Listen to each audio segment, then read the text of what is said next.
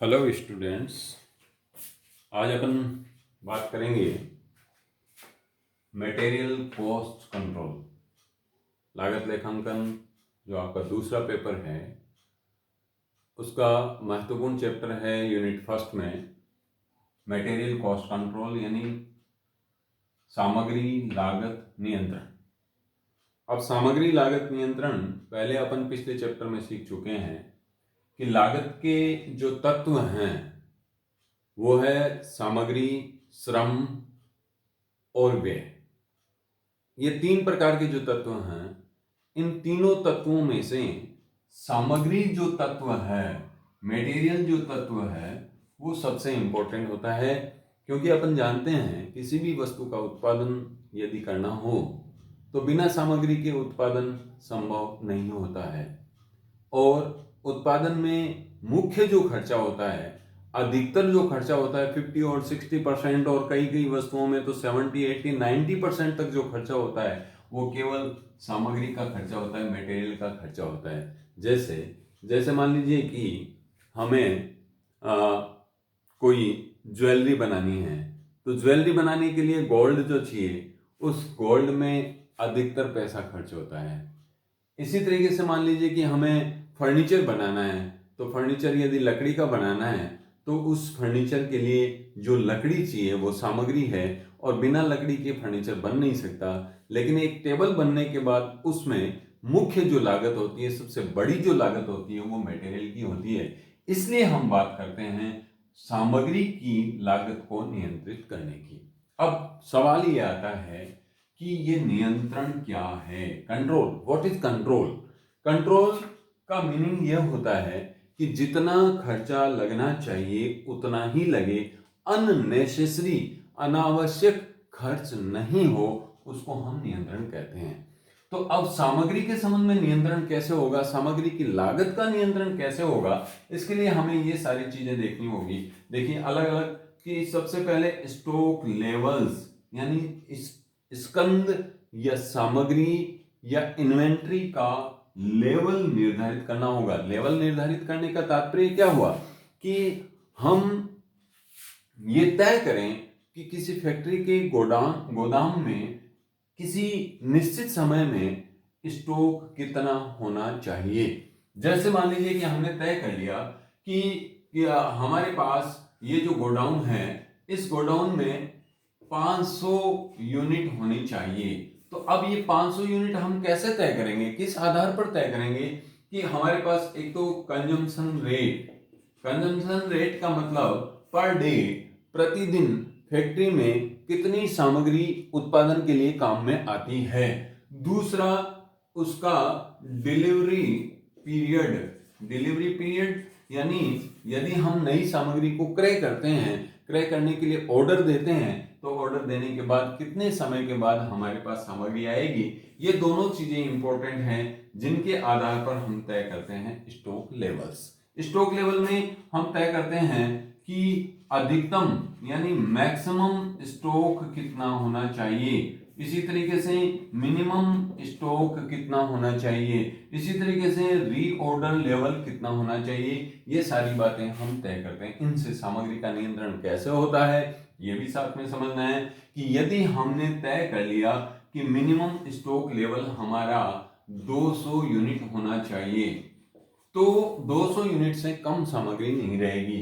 Maximum stock हमारा 500 unit होना चाहिए तो किसी भी समय में हमारे गोदाम में 500 यूनिट से ज्यादा नहीं होनी चाहिए। अब जो अधिकतम स्तर अपन तय करते हैं उस अधिकतम स्तर को इसलिए तय करते हैं कि जो स्टॉक को खरीदने में, क्रय करने में जो पैसा लगा हुआ है उस पैसे यानी पूंजी पर ब्याज का हमारा खर्चा हो रहा है। दूसरी बात, जो स्टॉक हम हमारे गोदाम में रखते हैं उसको गोदाम में रखने के कारण से हमें कई प्रकार के, जैसे गोदाम का किराया चुकाना पड़ रहा है, बीमा का खर्चा हो रहा है, तो ये सारे खर्चे हो रहे हैं।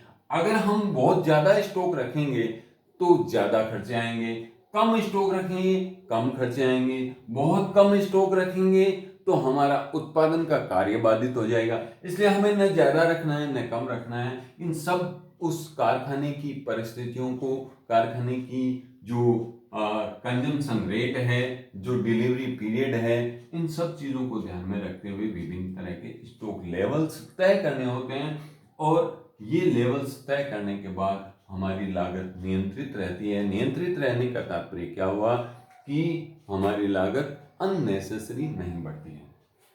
दूसरी बात हम तय करते हैं ईओक्यू। ईओक्यू यानी economic order quantity. Economic order quantity का तात्पर्य क्या हुआ कि आदेश की वह मात्रा जिसमें कि हम सामग्री को क्रय करें। एक आदेश में कितना माल खरीदना चाहिए, ये जो तय करते हैं वो ईओक्यू यानी इकोनॉमिक ऑर्डर क्वांटिटी कहलाती है। तीसरा है एबीसी एनालिसिस। एबीसी एनालिसिस का तात्पर्य है always better control. Always better control, ABC, always better control. Always better control कैसे कि इस विश्लेषण के अंतर्गत हम जो हमारी सामग्री है, हमारा जो मटेरियल है, उस मटेरियल को 3 भागों में डिवाइड कर देते हैं। A category, B category, C category. A category यानी बहुत इंपॉर्टेंट माल है जिसका मूल्य ज्यादा है लेकिन मात्रा कम है, जैसे कि गोल्ड, मूल्य बहुत ज्यादा है और अगर परिमाण में देखें, मात्रा में देखें तो बहुत छोटा सा है। इसी तरीके से बी कैटेगरी में वो माल जो मीडियम है, मीडियम यानी मूल्य भी उसका बहुत ज्यादा नहीं है और मात्रा भी बहुत कम नहीं है, वो बी कैटेगरी। और सी कैटेगरी में वो माल हम रख देते हैं जिस माल का मूल्य कम होता है और मात्रा ज्यादा होती है। जैसे सोना है, गोल्ड है तो ए कैटेगरी में रख देंगे। गोल्ड के बाद में जैसे मान लीजिए कि हमारे पास आयरन है तो आयरन को बी कैटेगरी में रख देंगे। उसके बाद मान लीजिए हमारे पास कोल है, कोयला है तो कोयले को सी कैटेगरी। कोयले की मात्रा ज्यादा है, मूल्य कम है। आयरन की मात्रा और मूल्य लगभग बराबर है। गोल्ड है तो उसको ए कैटेगरी। अब ए कैटेगरी का चूंकि इंपॉर्टेंट माल है इसलिए इसको ज्यादा सावधानी पूर्वक रखना पड़ेगा, इसकी चौकीदारी भी करनी पड़ेगी, यानी वॉचमैन का खर्चा भी लगेगा, तिजोरी का खर्चा भी लगेगा। लेकिन कोल सी कैटेगरी का है, इस पर खर्चा हमें कम करना पड़ेगा। ये एबीसी। एबीसी के बाद फिर करते हैं हम वैड एनालिसिस। वैड, वीईडी, वैड एनालिसिस। वैड एनालिसिस में देखिए वी का मतलब होता है वाइटल। वाइटल यानी जीवन की रक्षा करने के लिए बहुत अति आवश्यक है, वाइटल, जरूरी। उसके बाद दूसरी category E for essential. Essential यानी उससे कुछ कम आवश्यक है, वाइटल्स हैं। और तीसरा डिजायरेबल। डिजायरेबल यानी जो होना चाहिए, नहीं भी हो तो कोई खास फर्क नहीं पड़ता। तो इसी एबीसी का ही परिष्कृत रूप वैड एनालिसिस कहलाता है। इसमें हम सामग्री को वी, ई और डी इन 3 कैटेगरी में रखते हैं। अगला है F S N D analysis. अब ये F S N D analysis क्या है कि हमारी जो सामग्री है वो सामग्री कितनी तेजी से तैयार माल में परिवर्तित हो रही है, उसके आधार पर F S N D analysis किया जाता है। जैसे एफ यानी फास्ट, एस यानी स्लो, एन यानी नॉर्मल और डी यानी डेड। तो 4 तरह की सामग्री, जितनी भी सामग्री है, जितना भी मटेरियल हमारे पास गोदाम में, उसको 4 भागों में डिवाइड कर दिया। Fast moving category, slow moving category and normal moving. Moving का मतलब जो कच्चे माल से तैयार माल में परिवर्तित होता है। अगला है जेआईटी अप्रोच। जेआईटी अप्रोच यानी just in time. J for just, I for in और टाइम। जस्ट इन टाइम यानी जहां पर समय बिल्कुल खराब नहीं हो, जैसे ही हमें सामग्री की जरूरत है उसी समय पर सामग्री उपलब्ध हो, ऐसी व्यवस्था, ऐसा जो व्यवस्था करने के लिए जो एनालिसिस या जो अप्रोच है, अवधारणा है, वो जेआईटी कहलाती है। तो ये तो हमारे स्टॉक से संबंधित, स्टॉक को कैटेगराइज करने से संबंधित, इन सब की सहायता से हम सामग्री की लागत को नियंत्रित करने की कोशिश करते हैं। सबका विस्तार पढ़ेंगे अपन। दूसरा, सामग्री लागत को नियंत्रित करने के लिए ये सारी चीजें भी महत्वपूर्ण हैं। सामग्री की क्रय की प्रक्रिया। देखिए, सामग्री जब भी किसी फैक्ट्री में, किसी कारखाने में मटेरियल परचेज किया जाता है तो उसके लिए अलग से एक क्रय विभाग होता है, और उस क्रय विभाग का जो अधिकारी है वो क्रय मैनेजर यानी परचेज मैनेजर कहलाता है। वो परचेज मैनेजर और उसकी सारी टीम सामग्री को क्रय करने की पूरी प्रोसेस इस तरीके से करती है कि उसमें अनावश्यक विलंब नहीं हो, अनावश्यक खर्चे नहीं हो, और सामग्री की क्वालिटी में किसी प्रकार की कमी नहीं हो, सामग्री बहुत महंगी नहीं खरीदी जाए, उसके लिए टेंडर इनवाइट किए जाए, टेंडर में क्वालिटी का ध्यान रखा जाए। ये सारी बातें ध्यान में रखते हुए सामग्री की क्रय की प्रक्रिया अपनाई जाती है। जो सामग्री क्रय का आदेश हमने दिया है, उस सामग्री जब वो प्राप्त हो जाती है, तो सामग्री क्रय की हुई सामग्री जब प्राप्त होती है तो प्राप्त होते ही उसकी प्राप्ति कौन करेगा, उसकी जांच का सिस्टम क्या होगा, यह भी हमें हमारी संस्था में यानी फैक्ट्री में डेवलप करना पड़ेगा यदि हम सामग्री की लागत को नियंत्रित करना चाहते हैं। फिर है सामग्री का भंडारण। जो सामग्री हमने क्रय कर ली, उसको प्राप्त कर लिया, उसकी जांच कर ली, वेरीफाई कर ली, उसके बाद उस सामग्री को गोदाम में रख करके उसका स्टोरेज करना। कब तक? जब तक कि वो उत्पादन के लिए काम में नहीं आए तब तक उसको स्टोर में रखना पड़ता है। स्टोर में रखते हैं तो वहां स्टोर का हिसाब भी रखना पड़ता है कि सामग्री कितनी आई थी, कितनी इश्यू हो गई, कितनी बची हुई है। ये सारा कार्य देखने के लिए बिन कार्ड जो बनाया जाता है, सामग्री भंडारण की व्यवस्था को देखने के लिए बिन कार्ड बनाया जाता है। बिन कार्ड में सिंपल एंट्रियां होती है कि किस तारीख को कितनी सामग्री प्राप्त हुई, किस तारीख को कितनी सामग्री इश्यू हुई, और किस तारीख उस तारीख को यानी प्रतिदिन हमारे पास कितनी मात्रा में सामग्री बची हुई है। फिर सामग्री निर्गमन का मतलब यहां पर सामग्री स्टोर से, जहां भंडारण में रखी हुई थी, स्टोर से फैक्ट्री में जहां पर मशीनें लगी हुई है, प्रोडक्शन का वर्क चल रहा है, तो स्टोर से प्रोडक्शन डिपार्टमेंट को इश्यू करना सामग्री का निर्गमन कहलाता है। निर्गमन के समय पर भी ध्यान रखना है कि जैसे ही प्रोडक्शन डिपार्टमेंट का ऑर्डर मिला वैसे ही इश्यू हो जाए, उसी मात्रा में इश्यू हो जाए, उसी क्वालिटी की इश्यू हो जाए, किसी प्रकार का कोई वेस्टेज नहीं हो।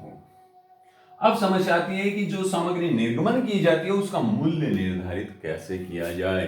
क्यों समस्या आई कि हमारे पास सपोज ये गोडाउन है और इस गोडाउन में 1 जनवरी को माल आया @10 रुपए के हिसाब से, 3 जनवरी को फिर हमने माल खरीदा था और वो @12 रुपए के हिसाब से, 4 जनवरी को फिर माल खरीदा और वो माल आया @11 रुपए के हिसाब से। अब 5 जनवरी को इश्यू कर रहे हैं, तो 5 जनवरी को इश्यू करें तो कौन सा 10 रुपए वाला, 12 रुपए वाला, 11 रुपए वाला, कौन सा माल जा रहा है? तो भौतिक रूप से यदि देखें तो जो सबसे पुराना माल है उसको पहले कंज्यूम किया जाता है, यानी 1 जनवरी वाला। लेकिन यहां बात हम भौतिकी नहीं कर रहे, मूल्य की कर रहे हैं। मूल्य कौन सा लगाया जाए? 10 लगाया जाए, 12 लगाया जाए, 11 लगाया जाए? तो इसके लिए संस्था में कई प्रकार की निर्गमन के मूल्य के निर्धारण की नीतियां हैं, जैसे FIFO मेथड यानी फर्स्ट इन फर्स्ट आउट। यह माना जाता है कि जो सामग्री सबसे पहले आई थी उसको पहले निर्मित कर रहे हैं, इसलिए 5 तारीख को जब माल इश्यू करेंगे तो पहले वाली यानी 10 रुपए वाली करेंगे। दूसरी मेथड है LIFO, LIFO यानी लास्ट इन फर्स्ट आउट। यदि विधि अपनाई जाती है निर्गमन के मूल्यांकन के लिए, तो क्या मानेंगे कि जो सबसे लास्ट में आई थी, 5 तारीख को इश्यू कर रहे हैं, तो उससे जस्ट पहले लास्ट में कौन सी आई थी? 4 जनवरी को किस मूल्य पर आई थी? 11 रुपए। तो यहां पर जो माल इश्यू करेंगे वो किस मूल्य पर करेंगे? 11 रुपए से। FIFO, LIFO। इसी तरीके से एवरेज में 2 तरह के average, simple average, weighted average. तो निर्गमन का मूल्य निर्धारण करने के लिए हमें स्टोर